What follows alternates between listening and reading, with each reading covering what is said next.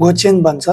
गोचेन भनेको अब हामी यो व्यञ्जन भयो, व्यञ्जनको माथि फेरि पनि अक्षरहरू रहेछ नि त हैन, त्यसलाई हामी गोचेन भनिन्छ। अनि दोक्चेन भनेको चाहिँ हामी 30 वटा व्यञ्जन, व्यञ्जनमा चाहिँ तल खुट्टामा झुन्डेको अनि शब्दहरू चाहिँ उनीहरू कसरी पढ्ने त भन्ने पढ्ने तरिकाहरू आज हामी जानेछौँ।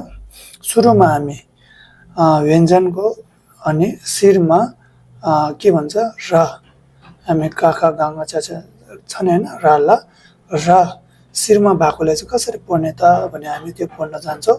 सुरुमा शिरमा र भएको है, यो माथिकोलाई चाहिँ हामी र भने है, र का तक का, फेरि एकचोटि है, र का तक का।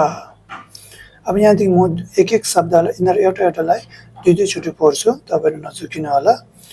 र गा तक गा, र गा तक गा, र गा तक गा, र गा तक गा, र ज्या तक ज्या, र ज्या तक ज्या, र न्या तक न्या, र न्या तक न्या, र ता तक ता, र ता तक ता, र दा तक दा, र दा तक दा, र ना तक ना, र ना तक ना, र बा तक बा, र बा तक बा, अनि र मा तक मा, र मा तक मा, र चा तक चा, र चा तक चा, र जा तक जा, र जा तक जा। यो चाहिँ हामी व्यञ्जनमा शिरमा अनि रा भएको चाहिँ हामी सिधै। अब चाहिँ व्यञ्जनको माथि चाहिँ अब के भएको शिरमा ला भएको चाहिँ अक्षर हामी पढ्न गइरहेको छु। ला का तक का, ला का तक का, ला गा तक गा, ला गा तक गा, ला गा तक गा, ला गा तक गा, ला चा तक चा, ला चा तक चा, ला जा तक ज्या, ला जा तक ज्या, ला ता तक ता, ला ता तक ता, ला दा तक दा, ला दा तक दा, ला पा तक पा, ला पा तक पा, ला बा तक बा, ला बा तक बा, ला हा तक ला, ला हा तक ला।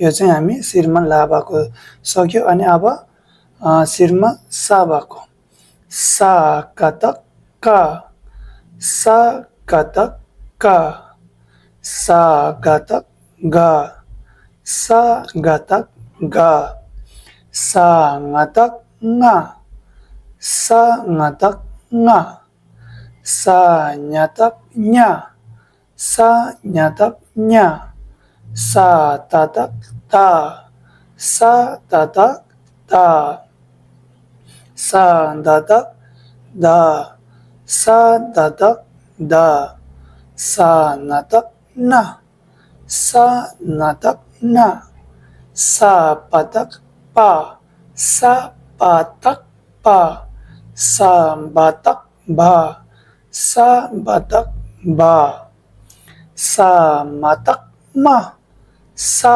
मा तक मा, सा चा तक चा, सा चा तक चा। अब यहाँसम्म चाहिँ व्यञ्जनको शिरमा अनि अक्षर भाग हामी यहाँसम्म सक्यो। यो शिरमा रा भएकोलाई चाहिँ बोट भाषामा रागो चुन्नी, अनि शिरमा ला भएकोलाई लागो छु, अनि शिरमा सा भएकोलाई सागो चुची भन्ने गर्छ है।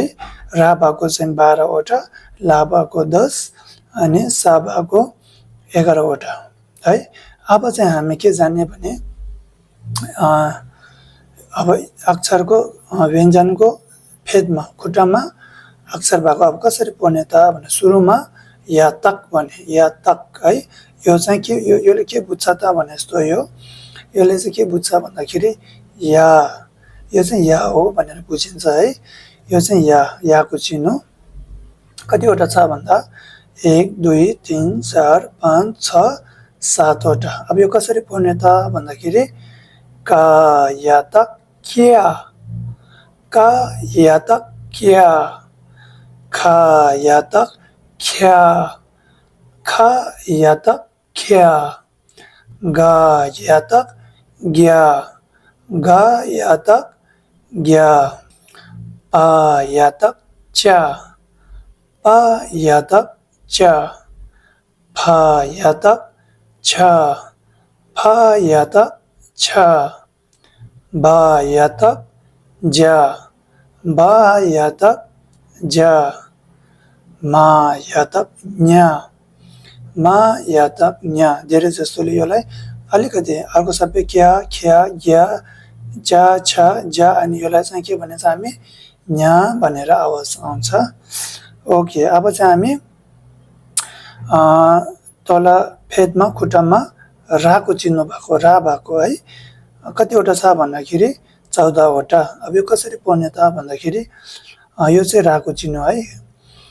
का रा तक टा, का रा तक टा, खा रा तक ठा, खा रा तक ठा, गा रा तक ढा, गा रा तक ढा, ता रा तक टा, ता रा तक टा, था रा तक ठा, था रा तक ठा, दा रा तक ढा, दा रा तक ढा, ना रा तक ना, ना रा तक ना।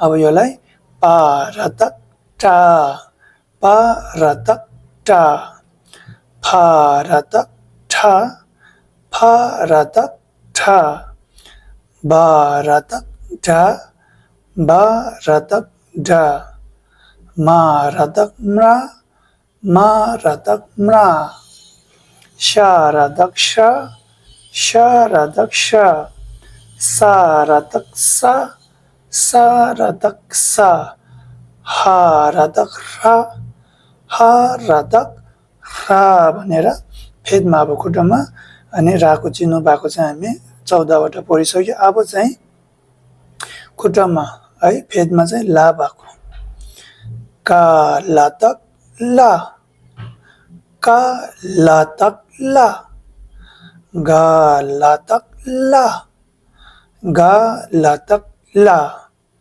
बा ला तक ला, बा ला तक ला, रा ला तक ला, रा ला तक ला, जा ला तक दा, जा ला तक दा, सा ला तक ला, सा ला तक ला। यिनीहरू सबै उस्तै हो, सेम हो, तर योमा चाहिँ अलिकति योमा चाहिँ हामी फरक छ, योमा चाहिँ ध्यान दिनुपर्ने हुन्छ। ओके, अब हामी चाहिँ यहाँमा अब के जाने भन्दाखेरि फेदमा हामी वा भएको यो चाहिँ यो बा जस्तो भएको चिन्ह सबै के हो भन्दाखेरि वाको चिन्ह हो है। अब यसले कसरी पढ्छ त भन्दाखेरि का वाजुर का, खा वाजुर खा, गा वाजुर गा, न्या वाजुर न्या, दा वाजुर दा, छा वाजुर छा, शा वाजुर शा, जा वाजुर जा, रा वाजुर रा, सॉरी, ला वाजुर ला, शा वाजुर शा, सा वाजुर सा, हा वाजुर हा भनेर चाहिँ यो चाहिँ अलि सजिलो छ, त्यसैले हामी एक एकचोटि मात्रै पढ्यो। अब यसलाई चाहिँ वाजुर भनेर चाहिँ भन्न आउनुपर्छ अनि अरू सजिलो नै छ। अब त्यो पछि यहाँसम्म चाहिँ हामी फेदमा झुन्डिएको अक्षर हामी पढिसक्यो। अब चाहिँ के हो भन्दाखेरि हामी उल्टा, अब उल्टा भन्नलाई फर्केको, अब ता सुल्टा छ भने अब ताको उल्टा चाहिँ कसरी पर्छ त भन्ने चाहिँ हामी त्यो हो। अब यो कसरी पर्छ त भन्दाखेरि ता लोक के भन्छ टा, ता लोक टा, था लोक ठा, था लोक ठा, दा लोक डा, दा लोक डा, ना लोक ना, ना लोक ना, शा लोक, अब यसलाई चाहिँ के भन्नुपर्छ खा, शा लोक खा। अनि यो का शा अनि लोक खिया, यसलाई के खिया, का शा लोक खिया भन्नुपर्छ। टा ठा डा ना ख अनि खिया। अनि यो छवटालाई चाहिँ हामी लोकपेयिकी अथवा लौकिक भन्ने गर्छ। अब चाहिँ हामी थुक्पो भन्नेलाई बाक्लो भन्न खोजेको होला नि त होइन। त्यो चाहिँ अब हामी कतिवटा छ भन्दा 5 वटा हुन चाहिँ घ नै हो, तर यो चाहिँ अलिकति घ भने जस्तो है।